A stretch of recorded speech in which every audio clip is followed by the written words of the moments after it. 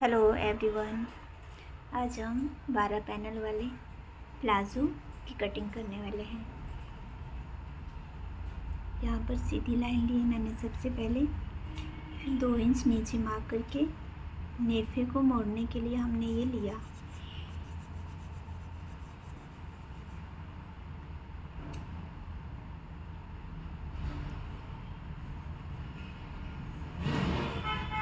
अब यहाँ से जितनी भी हमारी लंबाई है उसमें 1 इंच या आधा इंच प्लस करके जितना भी आपको मार्जिन चाहिए, मैं 1 इंच ले रही हूँ, मार्क कर लीजिए।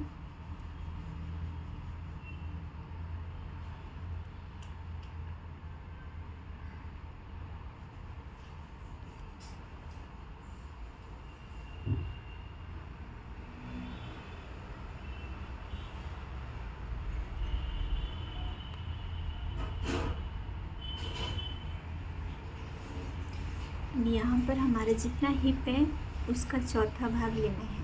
जैसे मेरा हिप है 32, तो उसका चौथा हुआ 8, तो ऊपर और नीचे दोनों 8 इंच लेके सीधी लाइन लगा लेनी है। ये सीधी लाइन आसन की कितना हमें लेना है, क्रॉस लाइन हमको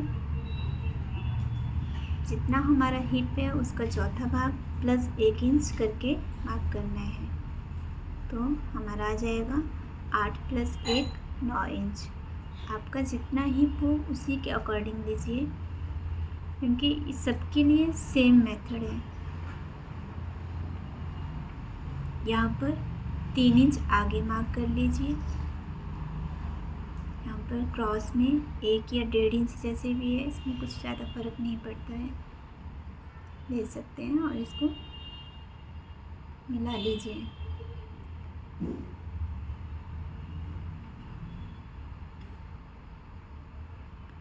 अब हमें, लेकिन ये मार्क हमें सब लेंथ से करना है। जो हमने 2 इंच ऊपर नेफे के लिए रखा है ना, वहाँ से नहीं लेना है, ये आपको ध्यान देना है। मुझे नी लेंथ कहाँ तक चाहिए उसका मार्क कर लेना है। आपने नी लेंथ लिया है कस्टमर का तो ठीक है, अगर नहीं लिया है तो आप जितनी लेंथ है उसका हाफ कीजिए और उसमें 1 इंच प्लस करके नीचे को लीजिए लंबाई। मोहरी की साइड को 1 इंच ज़्यादा प्लस करना है। तो इस तरह से मार्क कर लेंगे, सीधी लाइन खींच लेंगे। अब मेरा जितना भी नी राउंड है उसमें मुझे 2 इंच तक प्लस कर लेना है, ठीक है। 1.5 इंच 2 इंच, किसी किसी को ज़्यादा लूज चाहिए रहता है तो उसके हिसाब से, लेकिन 2 इंच बहुत हो जाता है।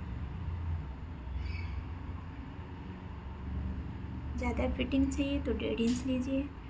वही मेज़रमेंट अभी मैंने यहाँ पे 8 लिया है, तो वही मेज़रमेंट नीचे मोहरी पे भी फॉलो करना है और सीधी लाइन करके क्रॉस लाइन पे हमें यहाँ आसन के पास मिला लेना है।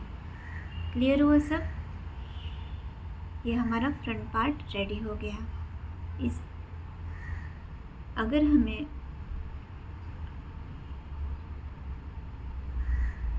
अब हम बैक पार्ट के लिए 4 इंच आगे को लेंगे यहाँ से और सीधी लाइन खींच लेंगे, ठीक है। बैक पार्ट सब के लिए 4 इंच ही लेना है।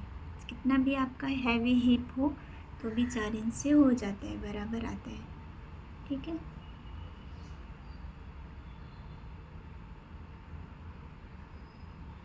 देखिए 4 इंच लूज़ है तो उनके पूरे राउंड में 2 इंच हमारा सिलाई मार्जिन में चला जाएगा और 2 इंच पूरे राउंड में हमारा लूजिंग आ जाएगा, तो ये काफ़ी है।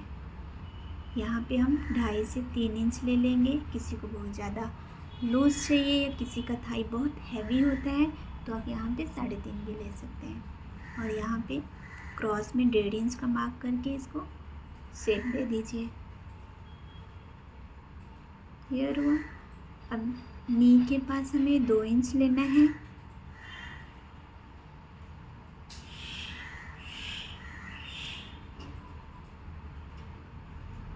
इसको क्रॉस लाइन से मिला देंगे।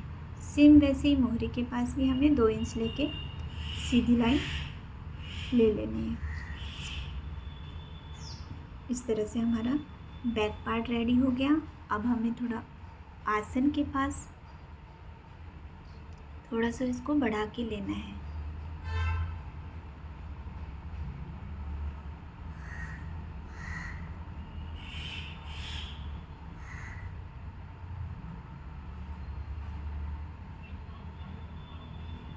यहाँ पर हम 2 इंच से 3 इंच ले सकते हैं। जिसका हैवी हिप हो वो 3 इंच ले। मैं यहाँ पे 2 से 2.5 ले रही हूँ।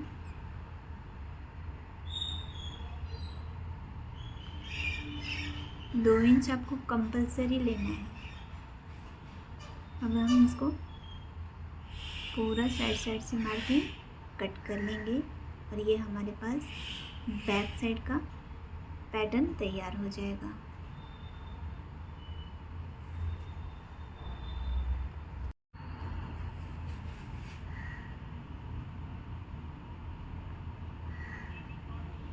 ये प्लाज़ो बनाना बहुत ही आसान है।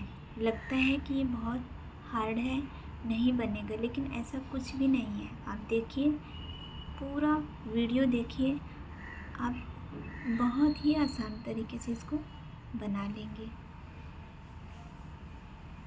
अगर किसी को पूरी तरह स्टिचिंग नहीं आती है, वो भी आप उसको आसानी से बना सकते हैं, अगर आप वीडियो को ध्यान से देखेंगे तो। इस तरह से अब हमें इसको दूसरे पेपर पर ट्रेस कर लेना है, क्योंकि हमारा एक ही पेपर पर फ्रंट भी हमने तैयार किया था और बैक भी। तो अब हम बैक के लिए ट्रेस करके उसको अलग से रेडी कट कर लेंगे पैटर्न। और ये जो हमने फ्रंट पार्ट रेड लाइन वाला बनाया था पैटर्न, उसको कट कर लेंगे। तो इस तरह से हमारे पास एक फ्रंट और एक बैक का पैटर्न रेडी हो गया।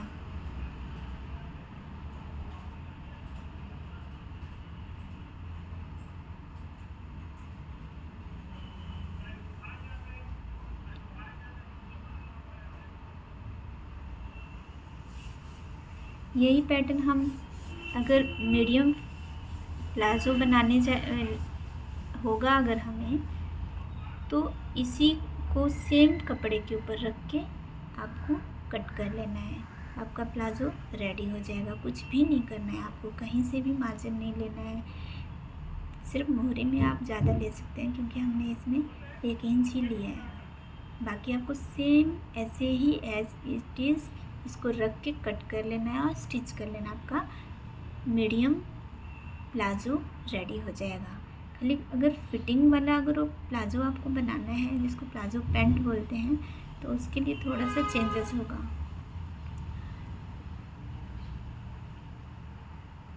अब हम इसको 3 भागों में बांटेंगे, ठीक है। फ्रंट भाग की 3 कली बनाएंगे और बैक भाग की भी 3 कली बनाएंगे।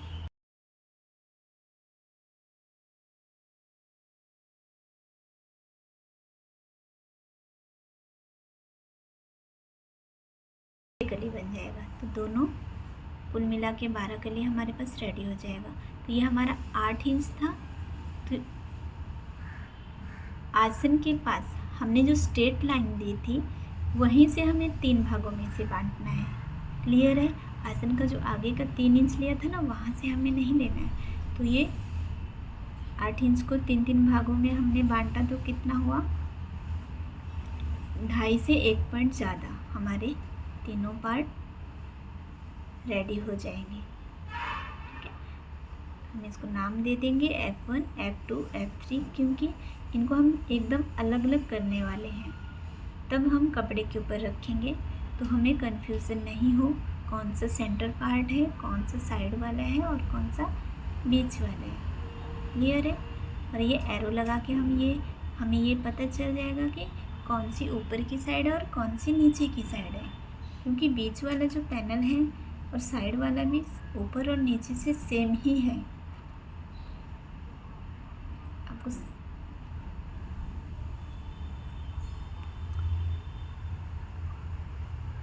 सेम ऐसे ही हमें बैक पार्ट में भी करना है। बैक पार्ट हमारा 10 इंच था, तो 10 इंच का 3 भाग 3.25 के आसपास आएगा। 1 पॉइंट आगे पीछे भी होगा हमारा अगर कली तो चल जाएगा, इतना टेंशन की बात नहीं है, एडजस्ट हो जाते हैं। ठीक है, हाँ बस अंदाजे से 3-3 भाग इसके करके ले लीजिए। सेम वैसे अब पूरा सीधा लाइन हमें इसमें लगाना है। 10 इंच था ना मोहरी में, ऊपर तक हमें जहाँ पे 10-10 आ रहा है वैसे मार्क करके हम सीधी लाइन ले लेंगे। फिर उसी 10 इंच के अंदर हम 3 भाग इसके करेंगे। क्लियर है? जो आसन का एक्स्ट्रा भाग होगा उसको हम डिवाइड नहीं करेंगे, उसको ऐसे ही रहने देंगे। ठीक है,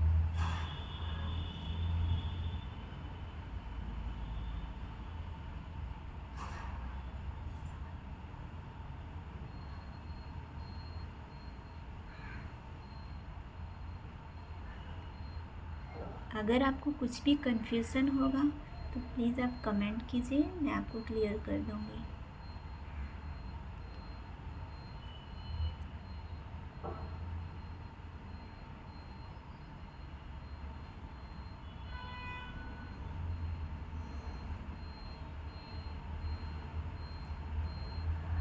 यहाँ पे ये हमारी लाइन तिरछी है पर हमें मार्क स्ट्रेट पे ही करना है।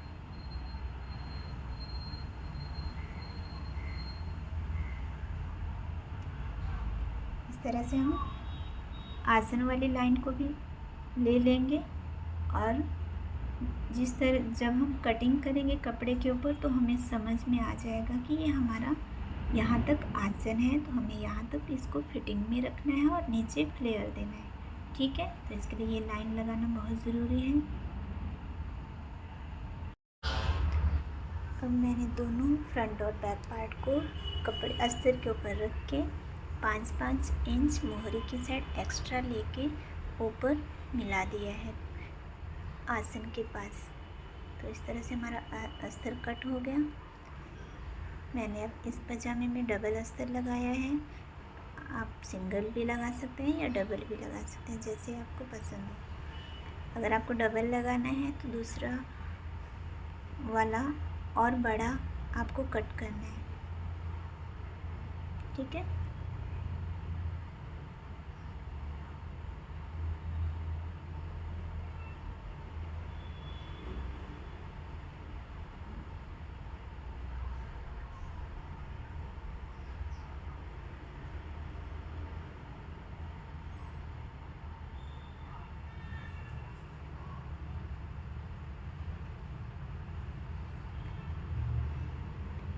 इसका स्टिचिंग विद साइड पॉकेट के साथ आपको पार्ट 2 में मिलेगा।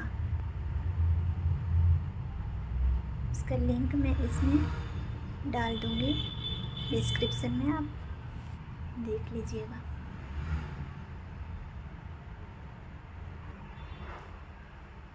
इस तरह से आपको अपने मेन फैब्रिक को पूरा फैला के बिछाना है, फोल्ड नहीं करना है। थोड़ा डेमो मैंने आपको दिखाया है, इसका अच्छे से कटिंग कैसे करना है वो मैं आपको नेक्स्ट वीडियो में पार्ट 2 में दिखाऊंगी। बाय बाय दोस्तों, थैंक यू फॉर वॉचिंग। आपको ये प्लाजो कैसा लगा प्लीज़ मुझे कमेंट में ज़रूर बताएं।